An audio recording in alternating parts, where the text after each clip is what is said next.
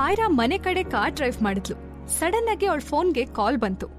Call receive ಮಾಡಬಾರ್ದು ಅಂತ ಸೈಡ್ಗೆ ಇಡುವಾಗ ಅವಳ finger by mistake call receive ಮಾಡಿತ್ತು. ಫೋನಿನ ಇನ್ನೊಂದ್ ಬದಿಲಿ ಸೂರ್ಯಪ್ರಕಾಶ್ ಮಾತಾಡ್ತಿದ್ರು. ಆಯ್ರಾ, ನಾನ್ ನಿನ್ ತಂದೆ. ಚಿಕ್ಕ ವಯಸ್ಸಿಂದ ನಿನಗೆ ಊಟ, ತಿಂಡಿ, ಬಟ್ಟೆ ಕೊಟ್ಟು ಸಾಕಿದ್ದೀನಿ.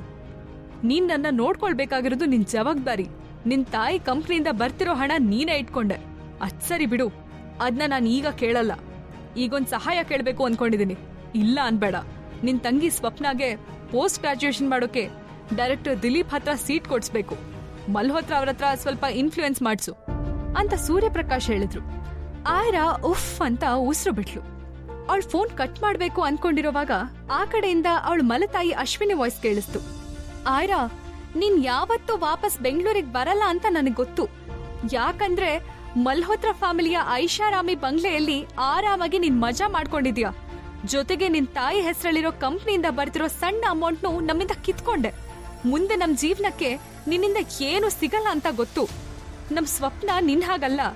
ನಮ್ಗೆ ವಯಸ್ಸಾದ್ಮೇಲೆ ಅವಳೇ ದಿಕ್ಕು ನಮ್ಗೆ ಅಂತ ಹೇಳಿದ್ಲು. ಅವ್ರು ಏನ್ ಮಾತಾಡ್ತಿದಾರೋ ಆಯ್ರಾಗೆ ಕ್ಲಿಯರ್ ಆಗಿ ಅರ್ಥ ಆಗ್ಲಿಲ್ಲ. ಅವಳು ಸುಮ್ನೆ ಕಿವಿಗೆ ಫೋನ್ ಇಟ್ಕೊಂಡ್ಲು. ನಮ್ ಸ್ವಪ್ನ ಚೆನ್ನಾಗ್ ಕಲ್ತು ಒಳ್ಳೆ ಡಾಕ್ಟರ್ ಆದ್ರೆ ನಮ್ ಇಳಿ ವಯಸ್ಸಲ್ಲಿ ಕಷ್ಟ ಪಡೋದು ತಪ್ಪತ್ತೆ. ಅದಕ್ಕೋಸ್ಕರ ನೀನೀಗ ಸ್ವಪ್ನಾಗೆ ಹೆಲ್ಪ್ ಮಾಡು. ಡಾಕ್ಟರ್ ದಿಲೀಪ್ ಅವರನ್ನ ಕಾಂಟ್ಯಾಕ್ಟ್ ಮಾಡ್ಸು. ನೋಡು, ನಾವ್ ನಿಂಗೆ ಮತ್ತೆ ತೊಂದ್ರೆ ಕೊಡಲ್ಲ. ನಿಮ್ ತಂದೆಗೆ ಅವಳು ಮಗಳು, ನೀನು ಮಗಳು. ನಿನ್ ತಂಗಿ ಅಲ್ವಾ ಅವಳು. ಇದೊಂದ್ ಹೆಲ್ಪ್ ಮಾಡಮ್ಮ ಆಯ್ರಾ. ನಿಮ್ಮಿಬ್ರ ರಕ್ತನೂ ಒಂದೇ. ಅವಳು ಬೇರೆ ಅಲ್ಲ, ನೀನ್ ಬೇರೆ ಅಲ್ಲ ಅಂತ ಬೇಡ್ಕೊಳ್ಳೋ ಹಾಗೆ ಅಶ್ವಿನಿ ಹೇಳಿದ್ಲು. ತಾನು ಸೂರ್ಯಪ್ರಕಾಶ್ ಮಗಳ ಏನ್ ಹೇಳ್ತಿದಾರವ್ರು ಅಂತ ಸರ್ಪ್ರೈಸ್ ಆಗಿ ಆಯ್ರಾ ಯೋಚಿಸ್ತಿದ್ಲು. ಮಂಗಳೂರಿಗೆ ಬಂದ್ಮೇಲಂತೂ ಅವಳು ಫ್ರೀ ಬರ್ಡ್ ಆಗಿದ್ಲು. ಅವಳಿಬ್ರು ಮಕ್ಕಳು ಸಿಕ್ಕಿದ್ರು. ಈಗ ಅವಳು ಸೇಫ್ ಆಗಿ ತನ್ನ ಇಬ್ರು ಮಕ್ಕಳ ಜೊತೆ ಇಲ್ಲಿಂದ ಹೋಗ್ಬೇಕು ಅನ್ಕೊಂಡಿದ್ದನ್ನ ಬಿಟ್ರೆ ಬೇರೆ ಯಾವ ಯೋಚನೆನೂ ಮಾಡ್ತಿರ್ಲಿಲ್ಲ. ಅವಳಿಗೆ ಒಬ್ಬ ಅಪ್ಪ ಇದ್ದ ಅನ್ನೋದ್ನೇ ಮರ್ತೋಗಿದ್ಲು. ಅವಳ ತಂದೆ ಅನ್ಸ್ಕೊಂಡಿರೋ ಸೂರ್ಯಪ್ರಕಾಶ್ ವಿಚಿತ್ರವಾಗಿದ್ದ. ಅವನ್ ಆಯ್ರಾ ತಂದೆ ಆಗಿದ್ರು ಯಾವತ್ತೂ ಅವಳನ್ನ ಸ್ವಪ್ನ ಹಾಗೆ ಕೇರಿಂದ ಪ್ರೀತಿಯಿಂದ ನೋಡ್ಕೊಂಡಿರ್ಲಿಲ್ಲ. ಆದ್ರೆ ಅವ್ನ್ ಯಾವತ್ತೂ ಅವಳಿಗೆ ಊಟ ತಿಂಡಿ ಕೊಡದೆ ಪನಿಷ್ ಮಾಡಿರ್ಲಿಲ್ಲ. ಹಾಕೊಳ್ಳೋಕೆ ಬಟ್ಟೆ, ಇರೋಕೆ ಮನೆ, ಕೆಲವು ಡೈಲಿ ಯೂಸಿನ ವಸ್ತುಗಳನ್ನ ಕೆಲ್ಸದವರಿಂದ ಕೊಡಿಸ್ತಿದ್ದ. ಅವಳನ್ನ ಮಗಳು ಅಂತ ಟ್ರೀಟ್ ಮಾಡಿದಿದ್ರು ಮನುಷ್ಯನ ಹಾಗೆ ಟ್ರೀಟ್ ಮಾಡ್ತಿದ್ದ.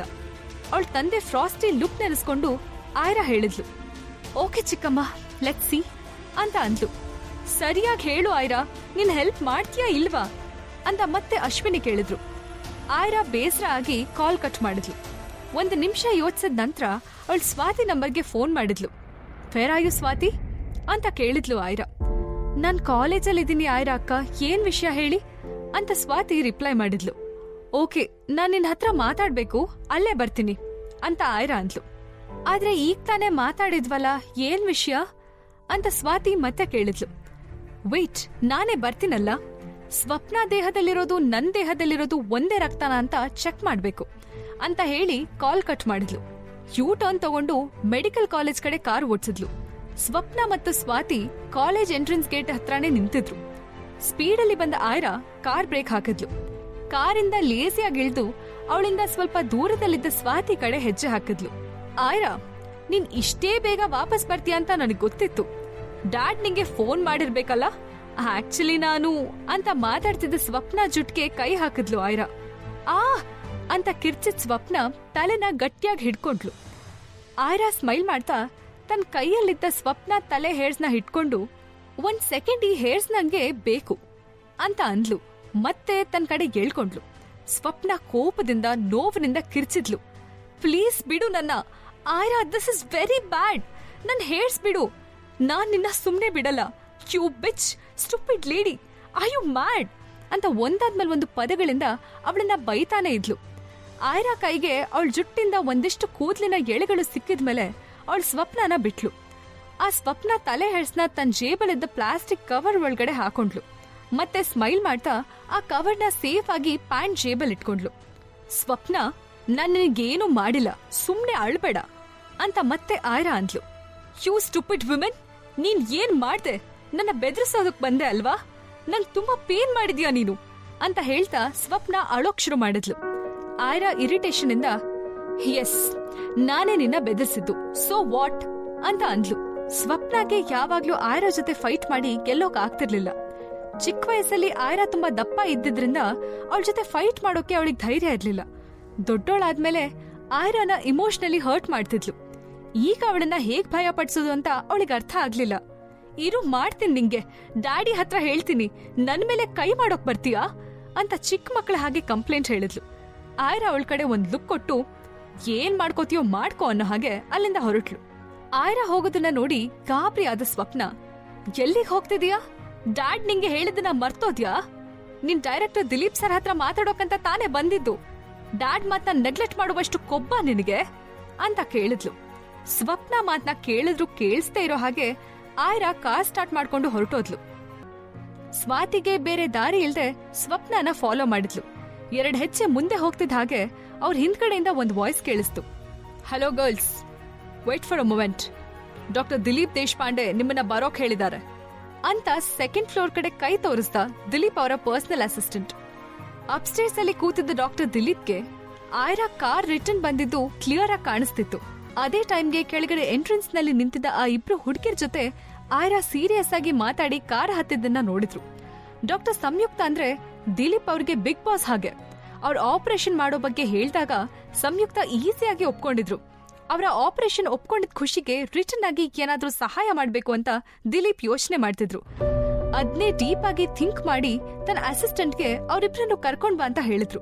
ತುಂಬಾ ಸ್ಟ್ರಿಕ್ಟ್ ಮತ್ತು ಗತ್ತಿನ ಮನುಷ್ಯ ಅಂದ್ಕೊಂಡಿದ್ದ ದಿಲೀಪ್ ಅವರು ಸ್ವಪ್ನ ಮತ್ತು ಸ್ವಾತಿನ ಒಳಗಡೆ ಸ್ಮೈಲ್ ಮಾಡ್ತಾ ವೆಲ್ಕಮ್ ಮಾಡಿದ್ರು. ನೀವಿಬ್ರು ಮಿಸ್ ಆಯ್ರಾ ಶರ್ಮಾ ಅವ್ರ ಕಡೆವ್ರಾ ಅಂತ ಕೇಳಿದ್ರು.